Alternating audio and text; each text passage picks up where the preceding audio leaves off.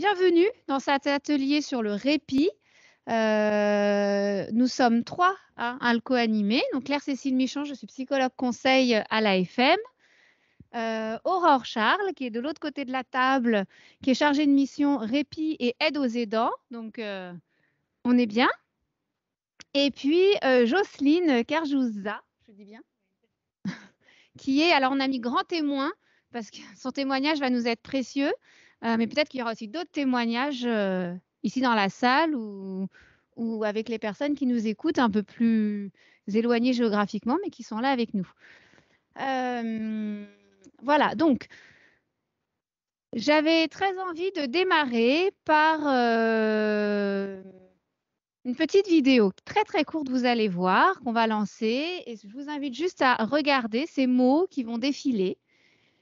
Et puis voir s'il y a un mot qui vous parle plus que l'autre, si vous avez envie de le garder avec vous, de le noter quelque part. Enfin voilà, juste laissez-vous un peu porter par cette vidéo et ces mots.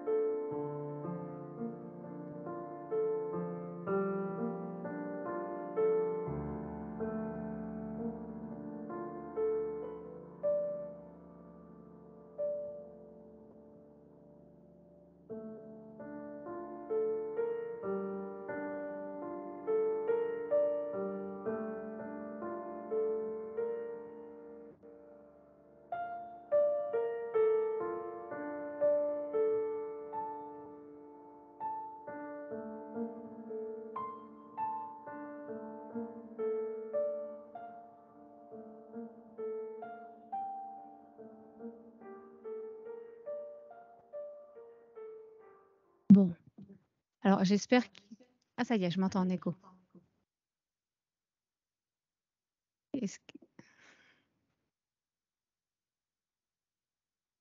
Alors j'espère qu'il y a certains mots qui vous ont parlé. Gardez-les bien au chaud, on y reviendra. Juste quand même faire une toute petite introduction pour savoir un peu de quoi on parle. Alors, moi, je vais me mettre debout pour voir aussi mes diaporamas, mais hop, voilà, je vais faire comme ça.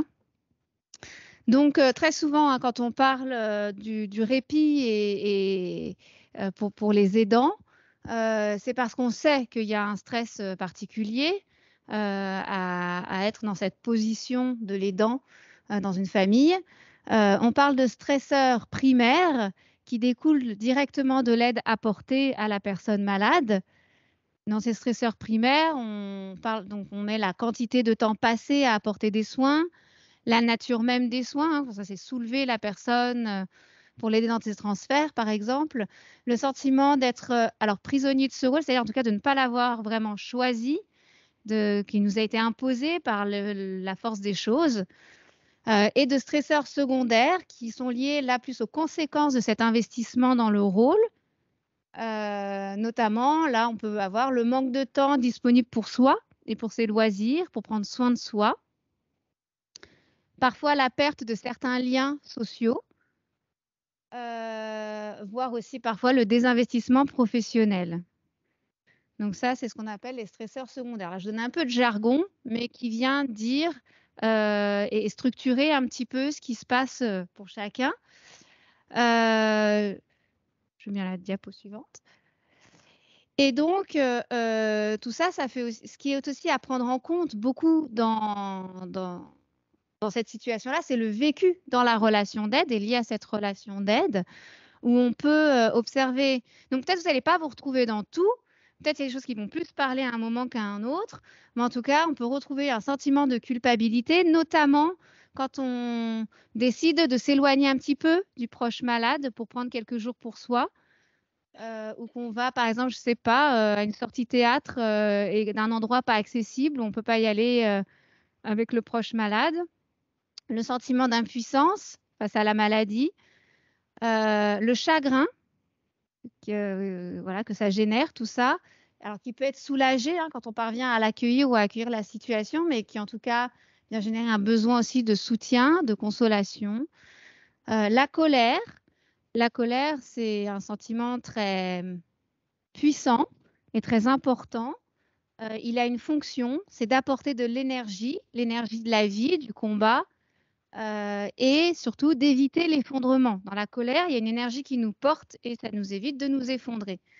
Maintenant, attention à la colère, elle a un risque qui n'est pas des moindres, c'est d'abîmer le lien et la relation. Parce que dans la colère, il peut y avoir aussi une énergie un peu destructrice. Donc, comment faire, voilà, pour garder cette énergie de la colère en retrouvant un peu de paix. Il y avait le mot paix tout à l'heure, mais dans quelque chose de plus apaisé. Et puis la souffrance et la douleur d'avoir à porter, supporter, enfin tout ça, tout ce qu'on vient de d'énoncer. Voilà pour le vécu dans la relation d'aide. Et puis il y a les signes, alors voilà, j'avais envie qu'on évoque un peu ensemble les signes d'alerte parce que je trouve que quand on parle de répit et qu'on en est à un besoin de répit, de se dire: «J'ai vraiment besoin de répit», je trouve que ce mot répit, il dit déjà qu'on est au bord de l'épuisement et qu'il y a quelque chose, on est déjà allé très loin en fait quand on en est à dire le mot répit. Donc il y a des signes d'alerte, on comme l'irritabilité, le manque d'élan, on n'a plus l'envie de faire les douleurs physiques, la douleur morale, la fatigue. Peut-être il y en a d'autres que j'ai pas dit là et qui vous viennent. Donc peut-être ce sera l'occasion d'échanger aussi tout à l'heure, mais quels sont et peut-être, aussi, Jocelyne pourra nous dire quels ont été les signes d'alerte pour elle, tout à l'heure. Et ensuite, je ne sais plus. Alors voilà, donc ça va être un peu l'objectif de cet atelier aussi, de discuter autour de ça, de la question de prendre soin de soi. On dit souvent, il faut prendre soin de soi pour pouvoir prendre soin de l'autre. Alors j'ai envie de dire oui, tout à fait, ça passe par prendre soin de soi, mais attention, prendre soin de soi, ce n'est pas que dans l'objectif de prendre soin de l'autre. On est d'accord? Qu'on n'arrive pas non plus, voilà, c'est un vrai prendre soin de soi. OK? Donc et bien sûr, ça va nous aider à prendre soin de l'autre, à continuer à être disponible, en fait, pour le reste du monde. Mais être disponible à soi en premier temps pour et ce qui nous permettra aussi d'être disponible au reste. Pour prendre soin de soi, ça peut passer par identifier nos besoins. Ce que j'appelle les besoins, ce sont ces mots que je vous ai projetés tout à l'heure. Ce sont des besoins. Les besoins, ils sont universaux, partagés par tous. Et on va mettre en place, des solutions, des stratégies, des moyens pour satisfaire nos besoins dans le quotidien et là, les stratégies, bah, pour un besoin, il y a 1000 stratégies. Donc besoin de répit, on va voir qu'il y a plein de stratégies. Besoin de repos, il y a plein de stratégies. Besoin de se ressourcer, pareil. Donc à voir après quelles sont les stratégies qui sont disponibles là et que je peux mettre en place pour prendre soin de mon besoin de repos, par exemple. Donc on identifie ses besoins, ce qui est pas toujours évident. Je crois que c'est la phase la plus difficile parfois, c'est d'identifier son besoin, son réel besoin, mettre en place le nécessaire pour les satisfaire. Par exemple, j'ai besoin de me ressourcer, qu'est-ce qui me ressource? Alors ça va être très différent d'une personne à l'autre, mais même pour moi, j'ai plein de moyens de me ressourcer et selon le temps que je vais avoir, les moyens que je vais avoir autour de moi, peut-être que voilà, ça peut être lire, ça peut être aller marcher, ça peut être appeler une amie, ça peut être, faire de la méditation, ça peut être faire des exercices de sophrologie, enfin, il y a énormément de choses. Voilà et donc voilà, et donc plutôt que de dire prendre soin de soi pour prendre soin de l'autre, moi j'ai envie de vous proposer un prendre soin de soi et prendre soin de l'autre, faire du «et». Faire du «et» plutôt que du «ou», ce qu'on a tous tendance à faire, en mode, bah, là, si je fais pas ça, personne ne le fera, donc je vais le faire, donc ce sera vous voyez, on fait un peu du «ou». Donc comment faire du «et», donc prendre soin de soi et prendre soin de l'autre, dans le respect du rythme de chacun, hein. On prend en compte le rythme, donc là, si on est dans la relation avec son proche malade, le rythme de la personne malade, mais aussi le sien. Voilà, prendre soin du rythme de chacun. Être conscient de ce qu'on reçoit. C'est-à-dire que quand on est en position d'aidant, on est surtout dans celui qui donne. On donne, on donne, on donne, on donne beaucoup, et porter la conscience sur qu'est-ce que je reçois? Parce qu'on a tous un grand besoin d'équilibre entre donner et recevoir. Ça faisait partie des mots tout à l'heure. On a besoin d'un équilibre entre donner et recevoir. Si je ne fais que donner, je m'épuise. Si je ne fais que recevoir, je m'endette. J'ai un besoin d'équilibre entre ce que je donne et ce que je reçois. Et puis ce terme, alors aidant, aider, hein, on pourrait discuter aussi de cette terminologie.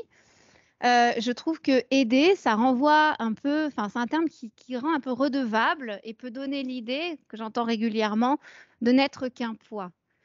Alors là, je rebondis sur une dame qui m'a dit un jour, bah, ma neurologue m'a dit, vous n'êtes pas une aidante, vous êtes une aimante. Et j'ai trouvé ça joli. Et si on disait plutôt que aidant, aider, aimant, aimer, alors oui, aimer, ce sont des êtres aimés. Et je trouve que ça remet du lien et de l'équilibre. Si ce sont des êtres aimés, tout ce qu'on leur donne d'amour et d'attention, là, on peut trouver l'équilibre. Ils le rendent, cet amour et cette attention. Ce sont des êtres aimés. Et nous aussi, ou ceux qui sont aidants, voilà, des êtres aimants aussi, aimants et aimés. On est les deux à la fois. Voilà, ça j'avais envie de le partager parce que j'ai trouvé que c'était joli. Vous me direz si ça vous parle. Et maintenant, j'aimerais beaucoup donner la parole à Jocelyne qui pourra nous dire un petit peu son parcours et nous dire peut-être les points d'alerte. Hein, qu'est-ce qui a alerté sur le besoin de répit ou de repos et peut-être après ce qui a pu être mis en place. Voilà, on va. Eh bien, bonjour à tous. Donc, je me présente. Moi, j'ai un fils de 36 ans maintenant qui est né du chêne. Et Tout le monde entend bien. est-ce que vous voulez que j'enlève le masque?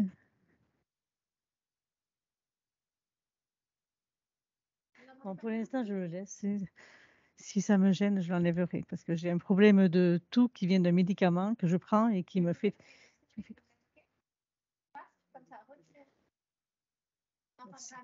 D'accord, merci.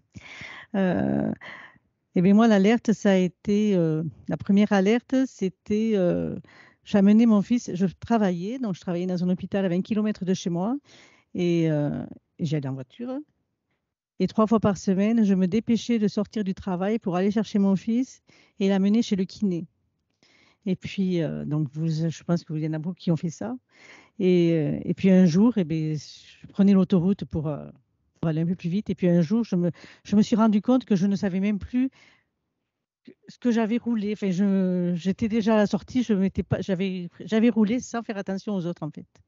Et là, je me suis dit, ouf, tu roules sans faire attention aux voitures. Enfin, c'était mécanique. Enfin, c'était vraiment. Et là, je me suis dit, non, là, il faut que tu arrêtes de faire l'imbécile parce que ça va finir mal, cette histoire. Et donc, eh bien, on a fait une demande d'entente préalable pour avoir un ambulancier qui aille amener mon fils chez le kiné. Ah ben, il allait sans fauteuil, il allait coucher. Mais voilà, on n'a pas trouvé d'autre solution. Mais alors moi, ça m'a permis donc de de pas avoir d'accident surtout. Et finalement, Fabien, ça lui a beaucoup plu. Enfin, ça lui a beaucoup plu, entre guillemets, parce que finalement, il a développé une relation d'amitié avec c'était toujours le même chauffeur qui l'a mené, le même ambulancier. Et vraiment, il m'a dit finalement, tiens, c'est bien. Puis, je vais chez le kiné tout seul. Donc, il a développé une très grande amitié avec son kiné. Il a gardé jusqu'à ce qu'il parte à la retraite. Et vraiment, ça nous a permis à moi de rentrer à la maison. Et j'avais un autre fils qui allait au lycée. Donc, il fallait bien que je m'en occupe aussi. Et puis, lui, de développer, enfin, de ne pas être toujours avec moi, en fait. Voilà, d'être avec quelqu'un d'autre, de discuter avec d'autres personnes que toujours moi quand on partait en voiture. Et ça a été mon premier déclic pour faire attention. Et puis après, bon, au bout de quelques années, mon fils a eu le bac. Il n'a pas pu continuer parce que ce qu'il voulait faire, le lycée n'était pas accessible, donc il a arrêté de travailler. Il a arrêté le lycée. Et là, il s'est retrouvé tout seul à la maison. Et là, je me suis dit, c'est pas possible, quoi. Alors là, il arrivait encore à manger. Enfin, je lui préparais tout parce il avait une auxiliaire de vie. On avait choisi une auxiliaire de vie le matin qui venait le lever. Mais après, il restait tout seul dans la journée. Donc, je lui relevais l'assiette sur la bonne hauteur. Je lui mettais une paille à côté du verre rempli déjà. Enfin, et là, on s'est dit, c'est pas possible, quoi. Et moi, je ne vais pas laisser mon fils tout seul à la maison sans voir personne dans la journée, au risque de tomber de son fauteuil. Enfin. Et du coup, j'ai demandé ma retraite. Alors, j'étais jeune, j'ai eu ma retraite à 50 ans ou 51 ans parce que, alors je ne sais pas, on a essayé de voir. travaillant dans l'hôpital, dans la fonction publique à l'époque, il y avait un dispositif qui permettait aux mères de 3 enfants de partir à la retraite au bout de 15 ans d'ancienneté ou aux mères de 2 enfants qui avaient un enfant en situation de handicap. Et alors là, je ne sais pas du tout si ce système existe toujours. Enfin, ça n'existe plus. Donc moi, j'ai pu en bénéficier, heureusement, parce que sinon, j'aurais dû donner ma démission ou demander une disponibilité, j'en sais rien. Et j'ai demandé ma retraite. Donc, je suis partie de là, alors que j'aimais beaucoup mon travail. Ça a vraiment été un déchirement, quelque part un déchirement, parce que bon, moi, je travaillais, j'étais secrétaire médicale, donc j'étais dans un service d'orthopédie, je voyais les patients, je discutais avec eux, enfin, tous mes collègues et tout. Mais je me suis arrêtée de travailler. Et là, j'ai passé 24 heures sur 24 à la maison. Mon seul, euh, mon seul répit, mon seul moment à moi, je le prenais le soir quand tout le monde était au lit, je me prenais un bouquin, je bouquinais. Et là, ça a commencé à... Je disais à mon mari, je partirais bien un peu d'ici. Fait vraiment, quand il était là, je disais, écoute, moi, je vais m'aérer l'esprit, je m'en vais. Et puis, Fabien, il a une bande de copains qui là, depuis l'école et depuis, voilà, parce qu'on habite un petit village, donc tout le monde se suit. Et ils avaient pris une habitude des années avant de faire auberge espagnole le jeudi de l'Ascension, parce qu'il y avait une marche pas loin. Et donc, ses copains allaient marcher, puis ils se retrouvaient tous dans un endroit chez quelqu'un pour manger. Et une fois cette marche faite, bon, Fabien ne faisait pas la marche, évidemment, puisque ce n'était pas du tout accessible. Et là, on s'est dit, mais écoute, on te prépare les affaires, on te prépare ce qu'il faut, nous. Et puis nous, on s'en va, puis tu as tes copains avec nous. On a commencé par ça, par un répit d'une journée, enfin pas une journée entière. On partit à 11 heures et on rentrait le soir à 9 heures. Mais bon. Et on s'est rendu compte que ça nous faisait un bien fou, en fait, de partir, que moi, ça me faisait un bien fou de partir de la maison, voilà. Et là, on a décidé d'augmenter, parce que bon, je partais faire les courses une fois que mon mari était rentré. Enfin, on a décidé d'augmenter les heures d'auxiliaire de vie. On est passé à 2h30, je crois. Donc, il y avait une auxiliaire de vie tout le matin. Donc, moi, ça me permettait de partir faire mes courses, voilà, enfin, d'aller me promener, enfin, pas d'aller me promener, mais et ça aussi, ça fait du bien, ça. Enfin, je pense que vous faites un peu pareil. Et de cette journée, on est parti à, pourquoi pas, partir un week-end. Parce que toujours, cette bande de copains ont décidé, après cette journée qu'ils faisaient, là, comme ça, ils se sont dit, et si on se réservait un gîte par là où on partirait tous ensemble? Oui, pourquoi pas. Donc, ils ont cherché. C'était mon fils qui, sur Internet, cherchait des gîtes complètement accessibles où tout allait bien. Et ils partaient comme ça pendant 2 jours. Ils partaient du vendredi au dimanche. Alors, évidemment, ça, il fallait qu'on loue l'électrique. Enfin, non, l'électrique, on n'a pas loué. On a acheté un gros coussin qui lui relevait bien la tête jusqu'à mi-corps. On cherchait une auxiliaire de vie, on s'y prenait quelques mois d'avancée parce que ça ne se fait pas comme ça du jour au lendemain. On cherchait une auxiliaire de vie dans le coin qui puisse s'occuper de Fabien le matin, lui faire la toilette et tout ça. Après, ses copains et ses cousins, vraiment, ils sont formidables et ils s'occupaient de lui quand il avait besoin d'aller aux toilettes et tout ça. Après, on louait le lève-malade, enfin, on s'y prenait bien à l'avance pour avoir toutes ces aides techniques sur place. Et nous, la première fois où ils sont partis, on a loué, nous aussi, une chambre d'hôte pas très loin. Parce qu'on s'est dit, on part en même temps, mais au cas où, parce qu'on était inquiets quand même, on a loué une chambre d'hôte 20 km aux alentours. Par là, on s'est dit, si vous avez besoin, on est là, on peut arriver. Et puis finalement, ils ne nous ont pas appelés, ils nous ont dit, non, non, tout s'est bien passé. Non, non, on se débrouille, c'est très bien.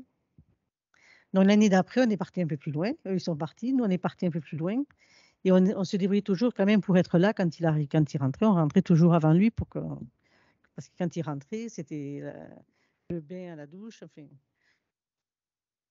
et vraiment, ça fait un bien, mais fou. Alors lui, il était content parce qu'il était avec ses copains. Il passait tout le week-end sans papa et maman à côté. Ça lui faisait un bien fou. Nous, ça nous faisait un bien fou parce qu'on n'avait plus d'horaire. On a pu aller se promener. On a été visiter la Dordogne. On a été dans l'estuaire de la Gironde. Enfin, vraiment, ça nous a fait un bien fou. Et puis là, on s'est dit, et si on partait un peu plus loin en vacances? Et j'ai ma sœur qui habite à 4-5 km de chez nous. Et je lui ai dit, est-ce que ça vous dirait de passer une semaine de vacances à Luquet? Chez nous, évidemment, c'était pas c'était très loin de chez eux, pour qu'on puisse partir un petit peu en vacances, parce qu'on n'était jamais parti en vacances. On était parti avec Fabien, on était parti hier, mais toujours ensemble. Et là,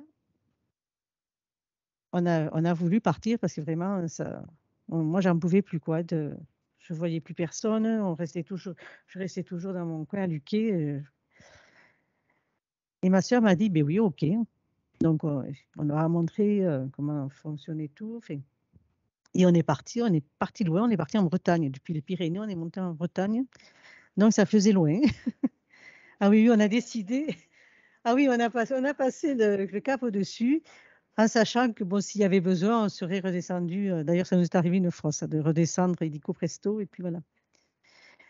Et bien, ça fait du bien à tout le monde. Parce que mon fils, il adore le foot. Mon mari n'aime pas trop le foot, il est plutôt rugby.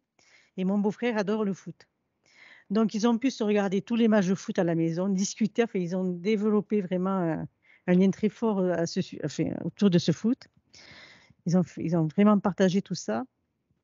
Ma sœur a créé une connivence avec mon fils plus développée, parce qu'on se voit, mais on ne se voit pas tous les jours non plus. Et puis elle s'est rendue compte, elle me l'a dit après, mais elle s'est rendue compte de ce qu'on vivait 24 heures sur 24, 365 jours sur 365. Elle m'a dit, mais je ne pensais vraiment pas que c'était si lourd à porter. Parce qu'au bout de 8 jours, elle est rentrée chez elle. Et elle m'a dit, ben, bon courage, quoi. Vraiment, je ne m'attendais pas du tout à ça, d'être toujours là, à l'affût. Bon, s'il a besoin, tout ça, vraiment, elle s'est rendue compte que de ce qu'on vivait, eh bien, nous, ça nous a permis à nous de nous retrouver, de plus avoir de contraintes, de se promener. Si le matin, on avait envie de partir à telle heure, ils vont partir à telle heure, on allait se promener, on n'avait pas à se dire, bon, il faut qu'on surveille la montre, je ne sais pas si ça vous le fait à vous, de surveiller la montre, ah oui, il faut qu'on rentre là, parce qu'il rentre de l'école, il rentre de son cours, enfin vraiment, et vraiment, ça nous a fait vraiment... Et du coup, ben, tous les ans, enfin, jusqu'en 2019, après, bon, on n'a plus fait, évidemment, mais on a réussi à partir, hors, des, hors quelques fois, donc on est parti le week-end, après on partait 3-4 jours, après, bon, on est parti une semaine en Bretagne, mais après on est parti 3-4 jours en Dordogne, c'était moins loin, on partait à 2 reprises dans l'année, et, et vraiment, c'est... bon, Est-ce que vous avez envie de réagir déjà à ce témoignage? Merci beaucoup, Jocelyne, parce qu'on voit déjà hein, comment ça s'est fait dans la progression. Est-ce que ça a apporté à chacun dans cette progression-là aussi? Je voulais juste réagir parce que on est toujours parti en vacances avec mon fils handicapé et j'ai pas besoin de partir sans lui, quoi. Moi, si je pars en vacances, c'est avec lui, sinon c'est pas des vacances, quoi. Je suis partie une fois en cure à 100 km de chez moi. Une cure, c'est 3 semaines. Je suis rentrée le week-end parce que je pouvais pas rester sans lui, c'est pas possible. Donc je conçois pas de partir sans lui, moi. Mais c'est pas un besoin. Donc là, vous êtes en train de dire que chez vous, ça se vit un peu différemment et qu'aujourd'hui, vous ne ressentez pas le besoin de vous éloigner de votre fils. Et lui, il a quel âge votre fils? 33 ans. Et lui, il ne formule pas le besoin non plus d'avoir un peu de temps pour lui. Bah, il n'a pas de copains, on n'a pas de... enfin, il n'a pas de copains, on n'a pas de famille. On a de la famille, mais bon, c'est comme s'ils n'étaient pas là. Donc voilà, quoi. Il n'a pas eu l'habitude et moi non plus. Là, vous soulignez quelque chose d'important qui est le réseau autour de soi et que là, Jocelyne, dans son expérience à elle, elle a une famille qui est restée très soudée et il a des copains. Et c'est vrai que quand il y a ce réseau-là, ça donne beaucoup de ressources et beaucoup de force. Hein. Ça permet beaucoup de choses. Et là, vous soulignez qu'on n'a pas toujours ces ressources-là à disposition et que du coup, ça peut générer autre chose dans la famille aussi. Hein. Un lien très fort où on est plus en difficulté pour se séparer parce qu'il n'y a pas beaucoup de ressources à l'extérieur pour prendre. Voilà. Mais quand vous partez avec votre fils en vacances, vous arrivez à partir quand même et vous arrivez à retrouver pour vous du repos et du ressourcement dans ces vacances-là? Pas jusque-là. Ah, alors peut-être que quand Aurore proposera quelques idées, quelques pistes, peut-être qu'il y en a qui vous pourrez vous en saisir, on verra. Bah, On va Mais tous les ans aussi au BRF, donc là, il y a quand même un soutien logistique et en termes de personnel. Donc là, c'est vrai que c'est plus facile. Mais pas que, on part aussi, là, on va partir en cure. Lui, il fait pas la cure. Et il y a une copine qui vient avec moi qui va s'en occuper un petit peu. Et puis, voilà. donc vous avez trouvé quand même un peu de relais à l'extérieur avec votre ami qui vous... Eh ben, j'aimerais beaucoup qu'on se retrouve et qu'on ait un retour sur cette première fois avec votre ami. J'aimerais énormément. Merci beaucoup. Merci Jocelyne pour ce beau témoignage. Est-ce que tu pourrais nous dire comment ce besoin pour toi d'avoir des temps pour toi ont pu se parler avec Fabien, enfin voilà, et lui aussi, voilà, comment il a reçu voilà, ce besoin que tu avais. Alors, dans tout ce que tu dis, je comprends bien que ça s'est fait de façon assez fluide, mais je trouve que parfois, avec les familles, ce qu'on cherche, c'est aussi la façon de mettre des mots sur ce qu'elles vivent, ce qu'elles ont besoin, comment s'en parler pour qu'il y ait le moins possible de culpabilité aussi, hein. Tout à l'heure, tu as projeté ce mot de la culpabilité. C'est parfois ce que les parents nous disent, en fait, voilà, de se sentir un peu coupable. Donc, comment est-ce que peut-être ça s'est pas présenté chez vous? Voilà. Alors, si ça s'est présenté, comment vous avez pu l'aborder, en fait?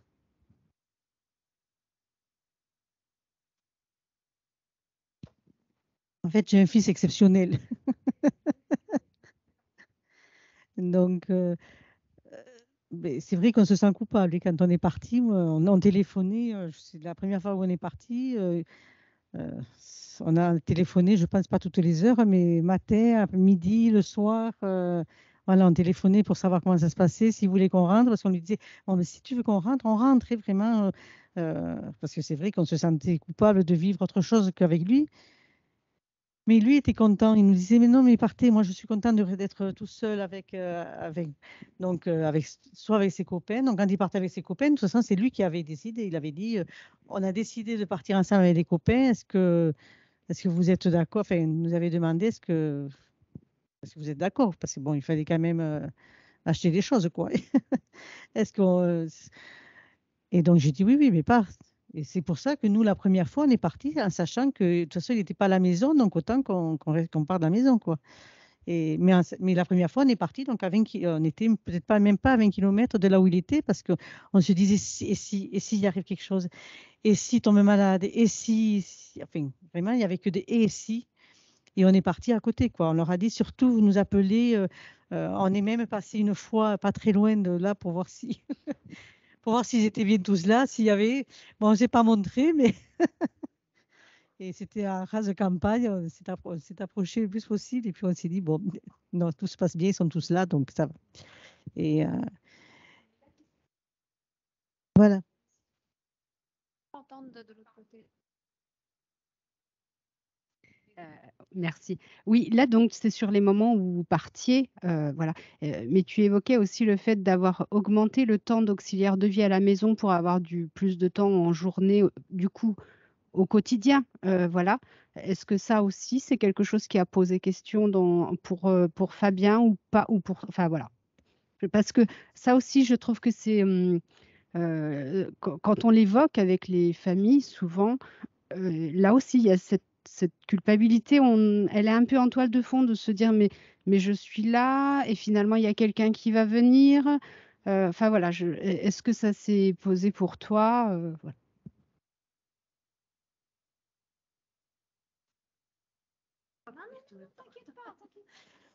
Oui, les auxiliaires de vie, ça c'est au départ.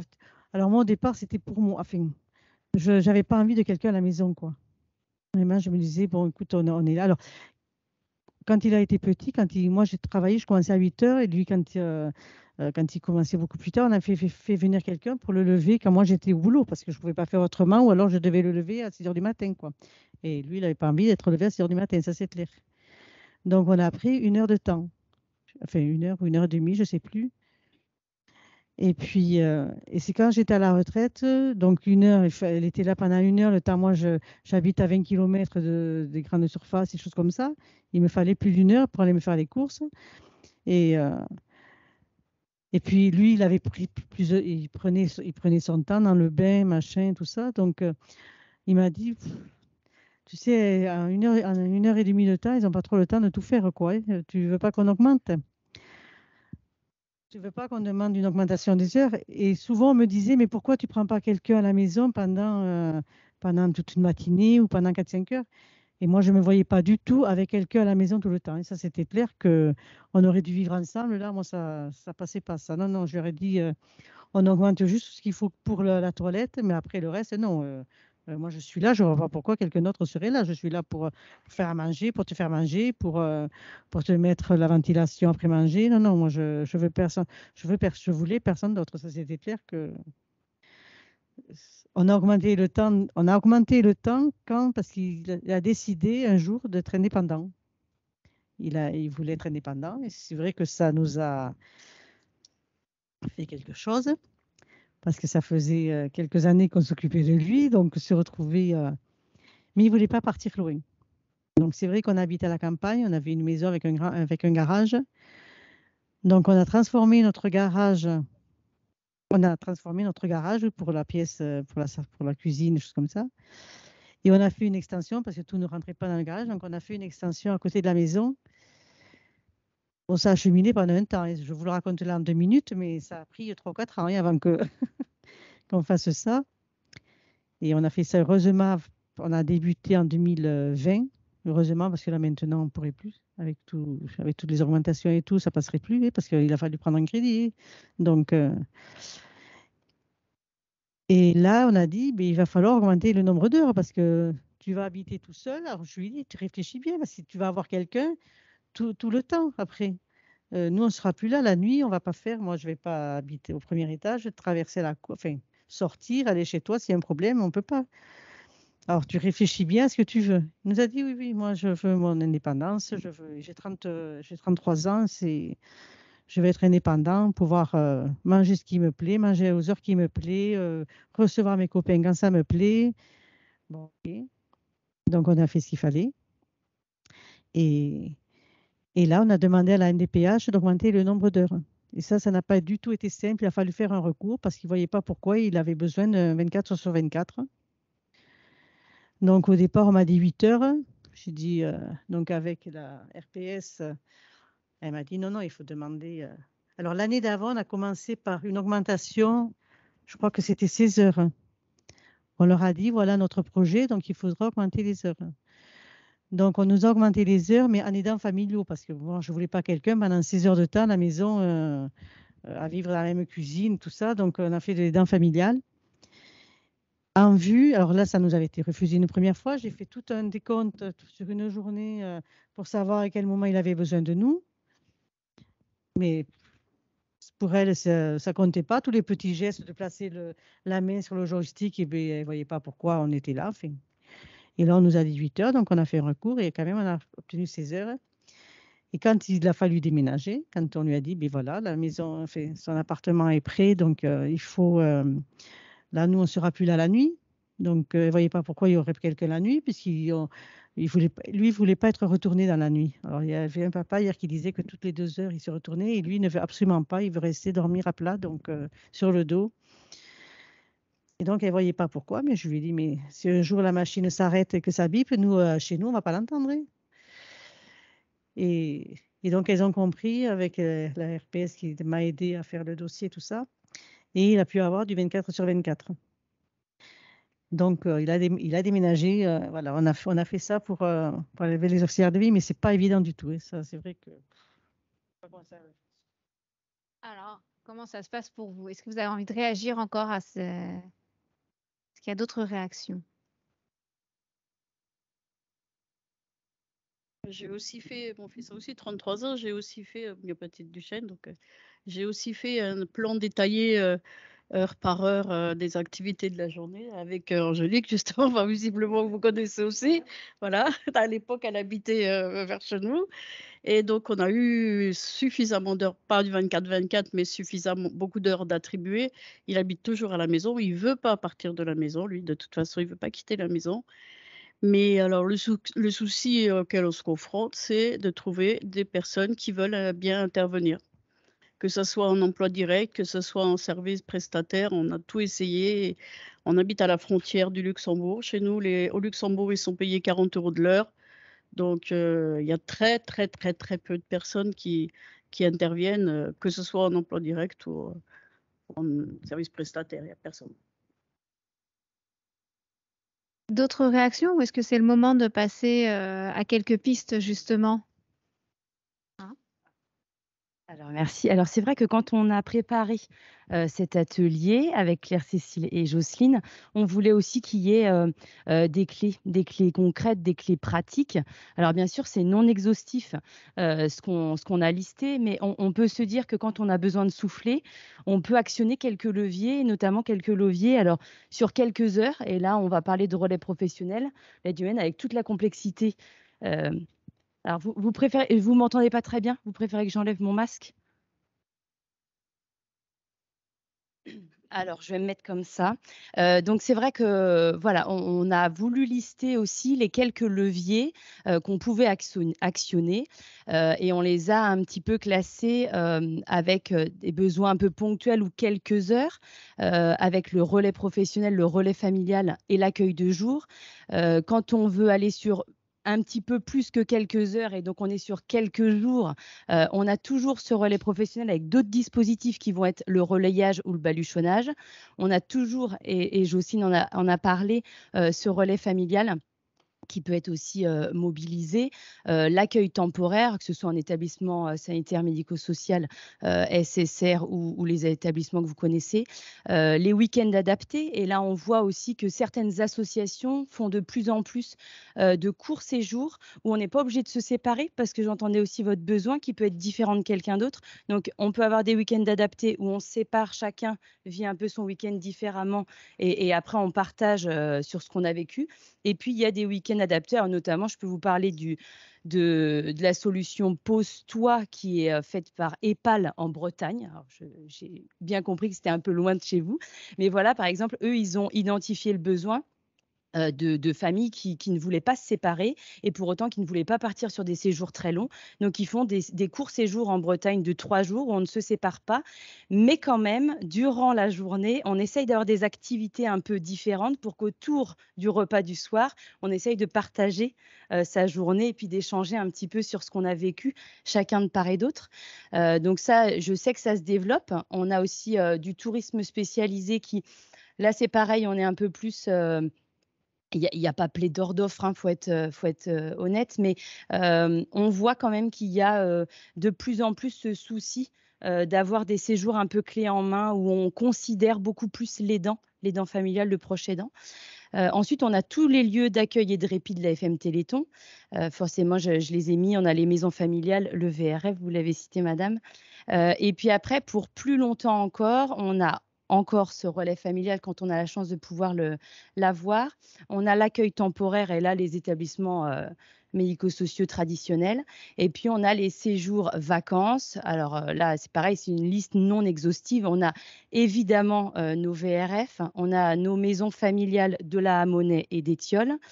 Et puis on va avoir tout ce qui est gîtes, établissements de tourisme adaptés, séjours adaptés.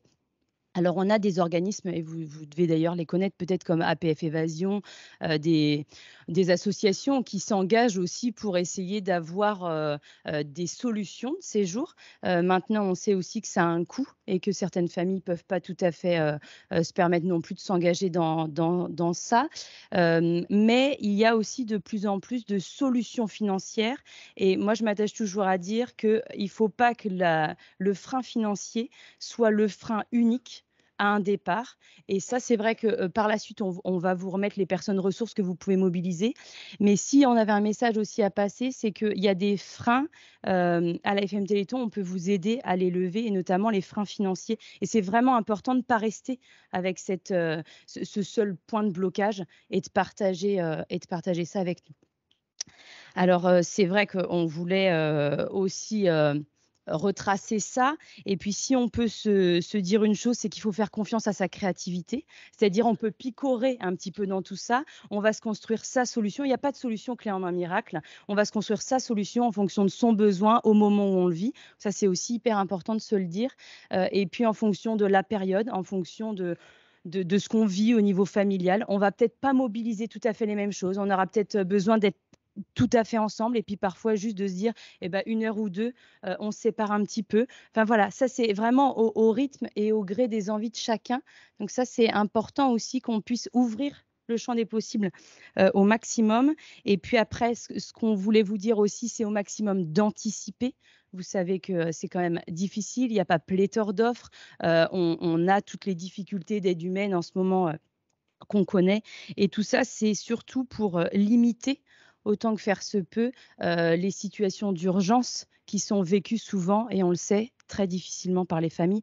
Donc, c'est d'identifier tous les leviers qu'on pourrait mobiliser. Déjà, ne serait-ce que de les identifier, c'est le premier pas. Et après, de les mobiliser, c'est aussi le cheminement et ça peut être la deuxième, troisième, cinquième marche. Mais ne serait-ce que déjà de faire ce travail-là en proximité de chez soi, d'identifier les personnes ressources, les dispositifs, les relais, bah, mine de rien, c'est quand même c'est de construire sa solution au fur et à mesure.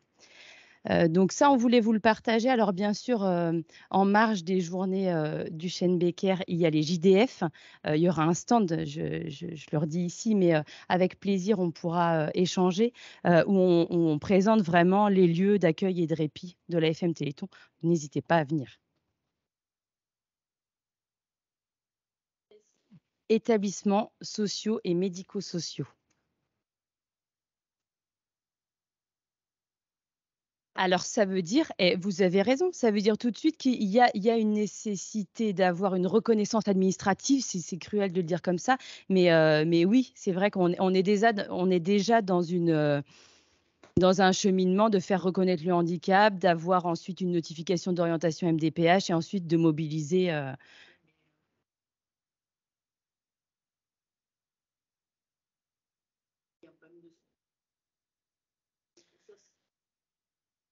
Alors oui, oui et non. En fait, on s'aperçoit qu'il y a aussi maintenant de plus en plus le besoin de répit de l'aidant. Il est considéré par les professionnels.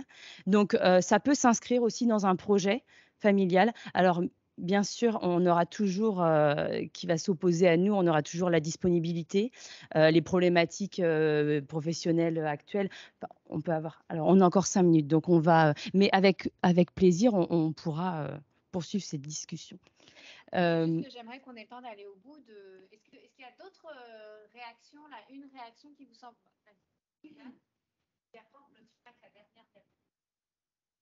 Moi, je ne vais pas revenir sur mon expérience qui est longue et compliquée, puisque j'ai 2 enfants du chêne, mais je vois dans le témoignage de Jocelyne, ce qui ressort, c'est la progressivité. La première étape, on prend conscience qu'on a besoin de souffler, qu'on n'arrive plus à avancer. Deuxième étape, on s'autorise 1 heure ou 2. On voit que ça se passe bien. Voilà, on ne peut pas du jour au lendemain tout couper, et pour la personne malade et pour les aidants. Donc, voilà, c'est important de s'autoriser, mais progressivement, et pour éviter, voilà. Et faire attention, ouais. Et faire attention au burn-out des aidants, parce que ça arrive très, très fréquemment. Et après, c'est difficile de se récupérer après.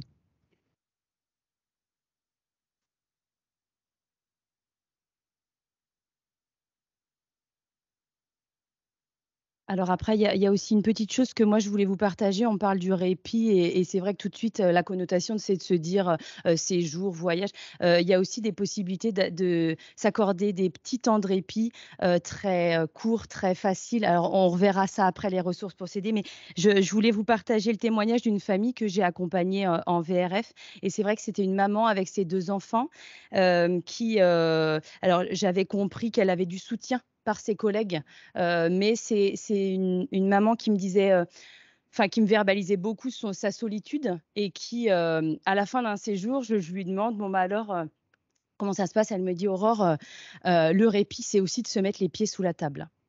Et puis bon, voilà et puis elle me reparle quand même de ce sentiment de solitude, que là, elle avait pu lier des contacts, enfin voilà, que c'était vraiment très important pour elle. Et puis le lendemain, je la revois pour son départ et je lui dis: «Ben, j'ai quelque chose à vous proposer. Je sais que vous êtes très proche de vos collègues, je savais aussi qu'elle avait pas de lien, enfin en tout cas de relais familiaux, autour et je lui ai dit: «Est-ce que vous autoriseriez pas à leur proposer de venir à la maison, pour passer un temps et c'est-à-dire, avoir des échanges conviviaux, et est-ce que vous vous autoriseriez pas à puisqu'elles vous demandent régulièrement, si elles peuvent vous aider, à venir avec leur repas sous le bras? Comme ça vous fait, sortir de cette logistique du repas et du qu'est-ce qu'on mange ce midi, qu'est-ce qu'on mange ce soir et en plus de ça, on passe un moment convivial. Alors ça s'est passé juste avant le confinement, et puis durant le confinement, j'ai eu contact avec elle. Elle me dit: «Aurore, tu sais, heu, mes amies reviennent et heureusement que j'avais initié ça avant parce qu'à tour de rôle, elles ont été faire mes courses. À tour de rôle, elles ont eu de beaucoup d'affection pour nous et elles ont été, un relais, immense». Donc voilà, vous voyez, faut pas forcément mobiliser des grandes choses, parfois se mettre juste les pieds sous la table pendant une semaine. Alors maintenant ça, je le resserre beaucoup et je dis parfois aux familles qui sont épuisées, je dis: «Vous savez, vous pouvez très bien chez vous, vous autoriser pendant une semaine, vous vous mettez un petit budget de côté et pendant une semaine, vous mettez les pieds sous la table chez vous». Si c'est vraiment ça, parfois il y a des familles, où c'est d'autres besoins. Mais, vous voyez, il y a des petites solutions qui peuvent se créer. Il faut vraiment faire confiance à sa créativité. Il y a des petites choses qui peuvent se faire. On n'est pas forcément obligé de partir à 250 kilomètres de chez soi pour prendre du répit, on peut déjà le faire un petit peu chez soi. Je vois qu'il y a une réaction. Souligner le répit au quotidien. Mais je voudrais revenir sur le sujet des adultes, du chêne, hein, puisque c'est bien ce sujet-là de ces journées, c'est que avec le temps qui passe, les ressources familiales s'épuisent puisque les grands-parents vieillissent, décèdent, on ne travaille plus, voilà, les ressources s'épuisent et c'est vrai que de plus en plus, il faut tendre vers des aides, professionnelles, hein. Et là, dans ce domaine, il y a beaucoup de progrès à faire pour avoir des aides qui soient vraiment adaptées, pas intrusives, comme disait Jocelyne, hein.